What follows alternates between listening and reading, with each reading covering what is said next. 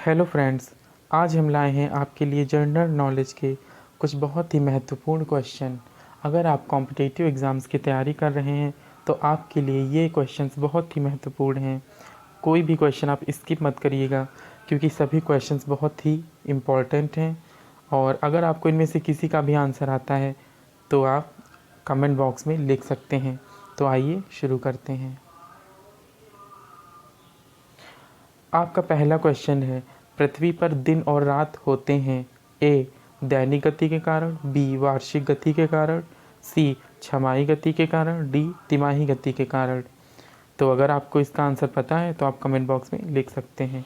फिलहाल इसका जो करेक्ट आंसर है वो है दैनिक गति के कारण, यानी कि हमारा ऑप्शन ए दैनिक गति के कारण।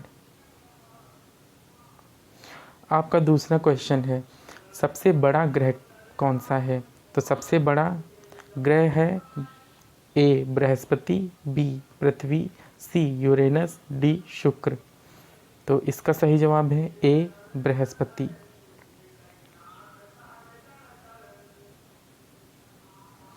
आपका अगला प्रश्न है, सबसे छोटा ग्रह है। ए मंगल, बी शनि, सी बुध, डी नेपच्यून। तो इसका सही जवाब आप कमेंट बॉक्स में लिख सकते हैं और इसका सही जवाब है सी बुध।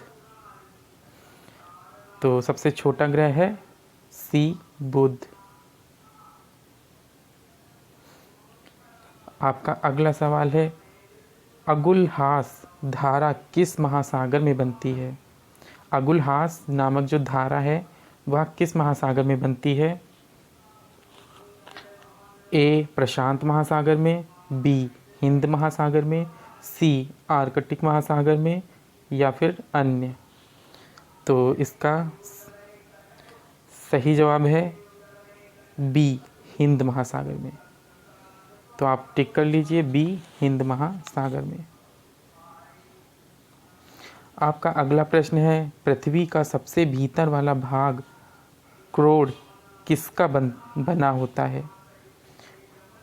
ए तांबा और जस्ता, बी निकेल और तांबा, सी लोहा और जस्ता, डी लोहा और निकेल। तो इसका सही जवाब आप जल्दी से कमेंट बॉक्स में लिख दीजिए। इसका सही जवाब है डी लोहा और निकेल। आगे बढ़ते हैं। अगला प्रश्न, मैग्नीज के उत्पादन में भारत का दूसरा स्थान है, प्रथम देश कौन सा है। ए फ्रांस, बी रूसी संघ, सी कनाडा, डी संयुक्त राज्य अमेरिका। तो सही जवाब है इसका बी रूसी संघ। जल्दी से टिक कर लीजिए बी रूसी संघ को। अगला प्रश्न है, निम्नांकित में से कौन देश कोयले का सबसे बड़ा उत्पादक है। A Brazil, B Bharat, C America, D चीन। तो इसका सही जवाब है सी अमेरिका।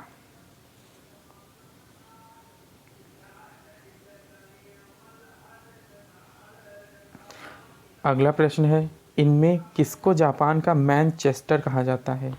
ए ओसाका, बी टोक्यो, सी नागासाकी, डी याकोहामा। तो आपका सही जवाब है ए ओसाका।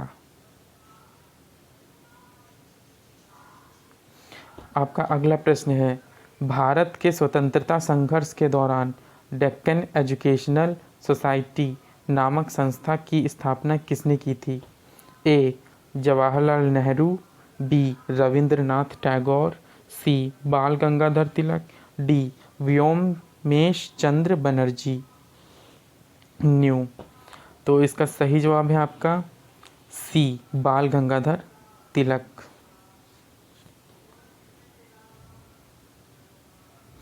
आपका अगला प्रश्न है, 1857 के गदर के समय भारत का गवर्नर जनरल कौन था। A Lord Canning, B Neil Armstrong, C John Mathai, D अन्य। तो इसका सही जवाब है, एक सेकेंड, इसका सही जवाब है ए लॉर्ड कैनिंग। आप लोग जल्दी से टिक कर लीजिए ए लॉर्ड कैनिंग को। आपका अगला प्रश्न है भारत भारतीयों के लिए नारा किस संस्था ने दिया था? भारत भारतीयों के लिए नारा किस संस्था ने दिया था? ए अशासकीय संस्था, बी आर्य समाज ने, सी ब्रह्म समाज ने, डी अन्य। तो आपका सही जवाब है बी आर्य समाज ने। जल्दी से आप लोग टिक कर लीजिए आर्य समाज ने।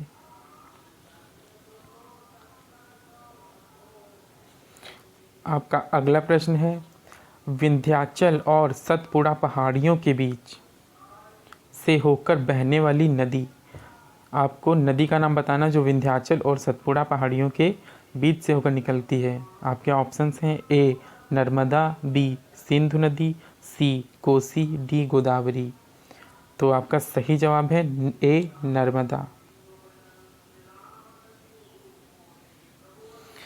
बढ़ते हैं अगले प्रश्न पे। इन्वेस्टर प्रोटेक्शन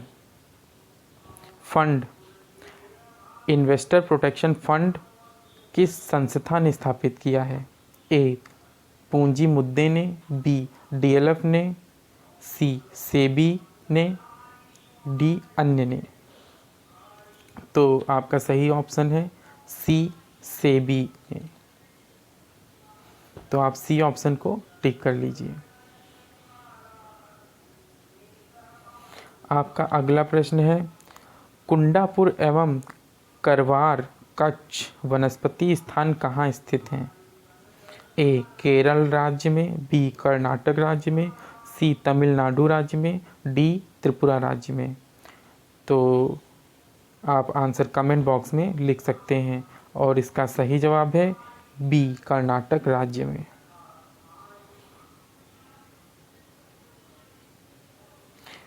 हमारा अगला प्रश्न है भारत की प्रथम बहुउद्देशीय परियोजना किस नदी पर बनाई गई थी?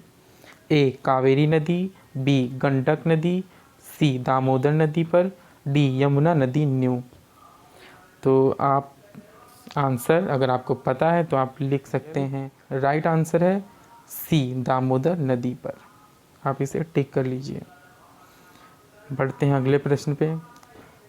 भारत में प्रथम स्थापित परमाणु संयंत्र यानी कि एटॉमिक प्लांट कौन सा है? ए तारापुर परमाणु संयंत्र, बी कैटेनोम परमाणु संयंत्र, सी कुडनकुलम, डी अन्य। तो आपका सही जवाब है ए तारापुर परमाणु संयंत्र।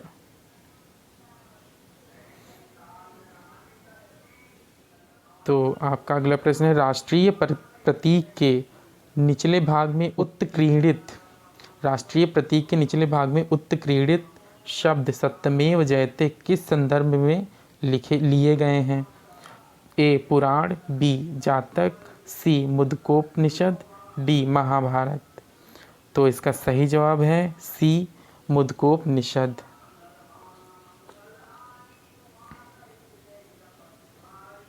आप लोग क्वेश्चंस नोट करते रहिए, बहुत ही इंपॉर्टेंट क्वेश्चंस हैं ये और बहुत सारे कॉम्पिटिटिव एग्जाम्स में पूछे जा चुके हैं और आगे भी पूछे जा सकते हैं। अशोक के शिलालेखों की लिपि क्या है? ए गुरुमुखी, बी ब्राह्मी, सी देवनागरी, डी हायरोग्लाइफिक्स। तो आपका सही जवाब है बी ब्राह्मी।